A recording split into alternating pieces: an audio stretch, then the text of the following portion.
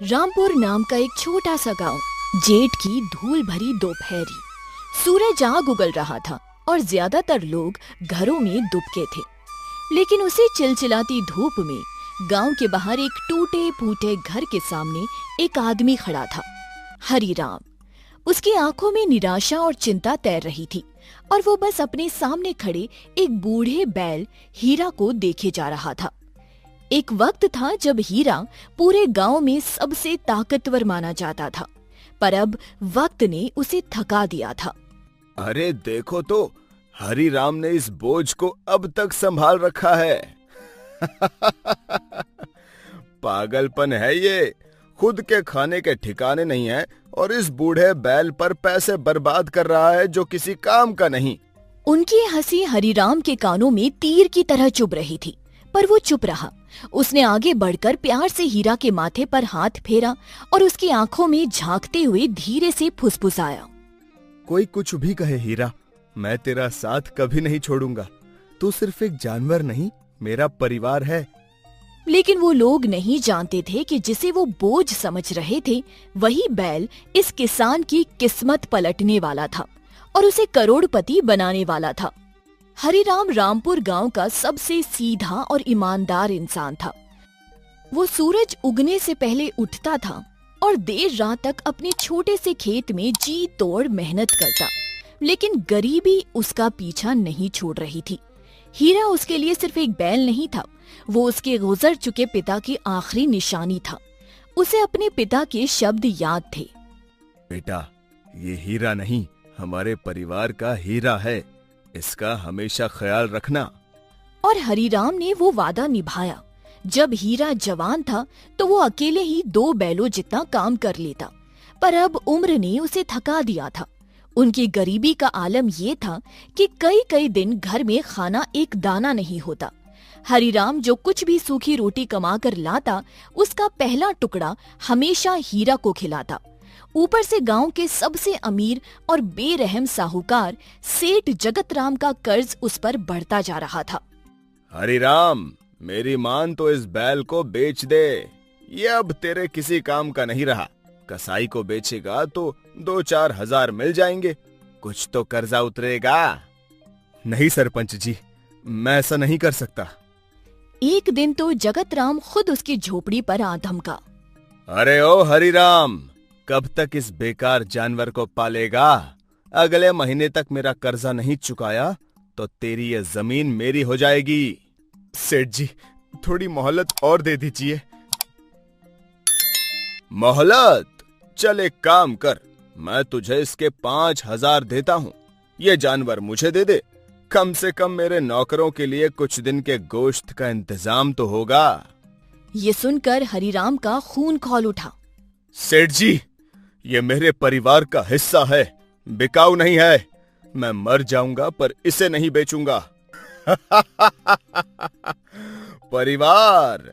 एक जानवर तेरा परिवार है, इसीलिए तो तू आज तक गरीब का गरीब है। याद रखना, अगले महीने तेरी ये जमीन और तेरा ये परिवार दोनों मेरे हो जाएंगे।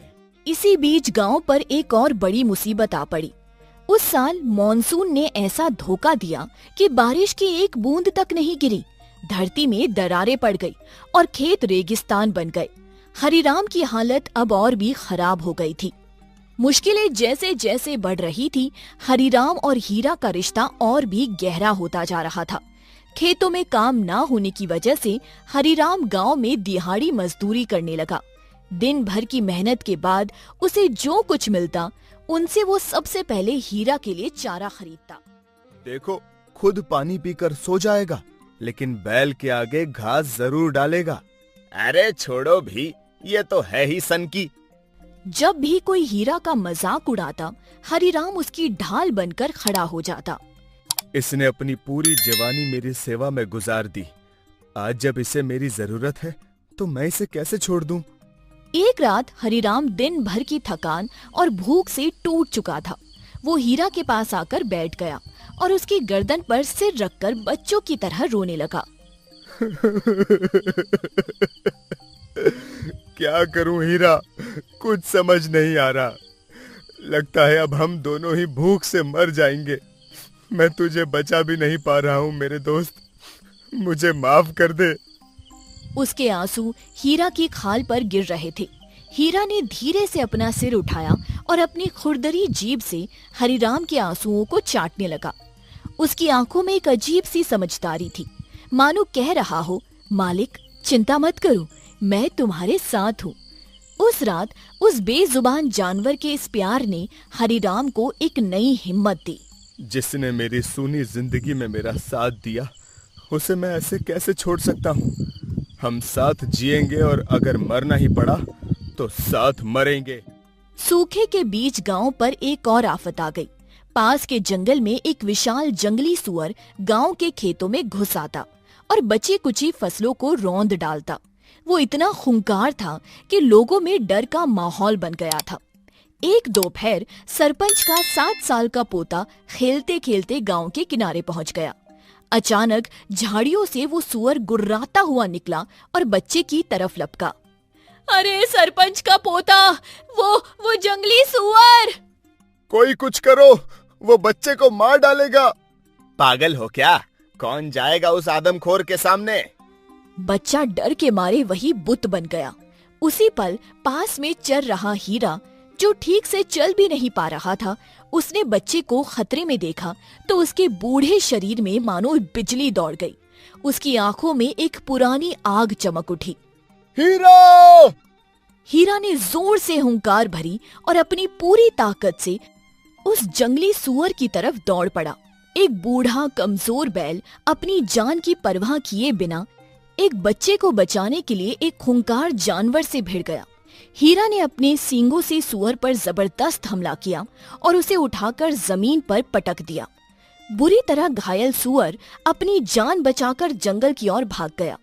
इस लड़ाई में हीरा भी जख्मी हो गया था, लेकिन उसने एक बच्चे की जान बचा ली थी। सरपंच ने दौड़कर अपने पोते को सीने से लगा लिया। उसकी आंखों में हरिराम और हीरा के लिए शुक्रगुजारी के आंसू थे। आज पहली बार गांव वालों ने हीरा को बोझ नहीं बल्कि एक हीरो की नजर से देखा। उस रात पूरे गांव में हीरा की बहादुरी के चर्चे थे। सरपंच खुद हरिराम की झोपड़ी पर आया। हरिराम, मुझे माफ कर दो। हम सब मूर्ख थे जो तुम्हारे इस वफादार साथी की कीमत नहीं समझ पाए। आज इसने मेरे खानदान के चिराग को बचाया है। वैद्य जी, जल्दी आइए, इसके घावों पर मरहम लगाइए। जो गांव वाले कल तक ताने मारते थे, आज शर्म से सिर झुकाए खड़े थे। देर रात जब सब चले गए, हरिराम हीरा की देखभाल कर रहा था। तभी उसने महसूस किया कि हीरा बेचैन है। वो बार बार उठ रहा था, अपने सिर से हरिराम को झोपड़ी के पीछे जाने का इशारा कर रहा था। क्या हुआ हीरा? कहाँ ले जाना चाहता है मुझे? चल, मैं तेरे साथ चलता हूँ। हीरा लंगड़ाता हुआ उसे बंजर खेत के आखिरी कोने तक ले गया, जहाँ एक पुराना सूखा बरगद का पेड़ था।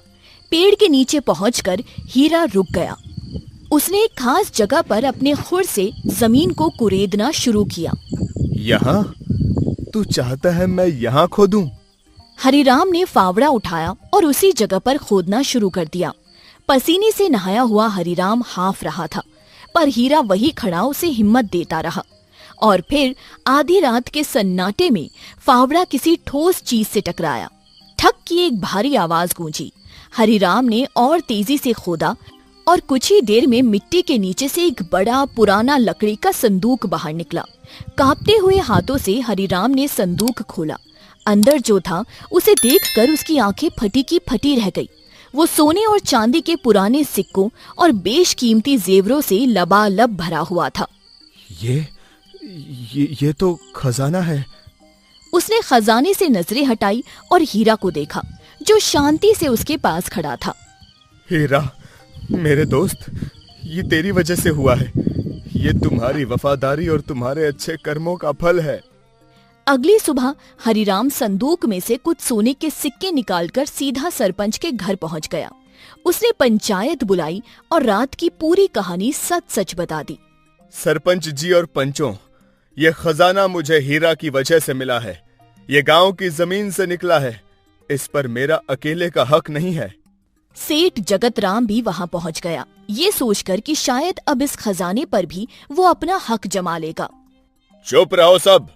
ये खजाना हरिराम की ईमानदारी और उसके बैल की वफादारी का इनाम है। ये ऊपर वाले का इंसाफ है। पंचायत फैसला करती है कि इस पर सिर्फ और सिर्फ हरिराम का हक है।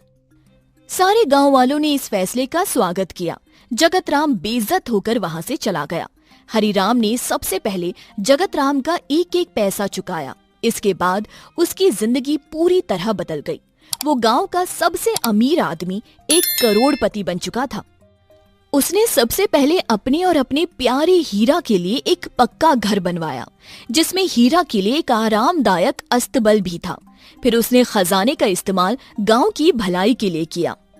सरपंच जी, मैं गांव में एक गहरा कुआं खुदवाना चाहता हूं, ताकि पानी की समस्या हमेशा के लिए खत्म हो जाए, और मैं सभी गरीब किसानों के कर्जे भी चुकाना चाहता हूं।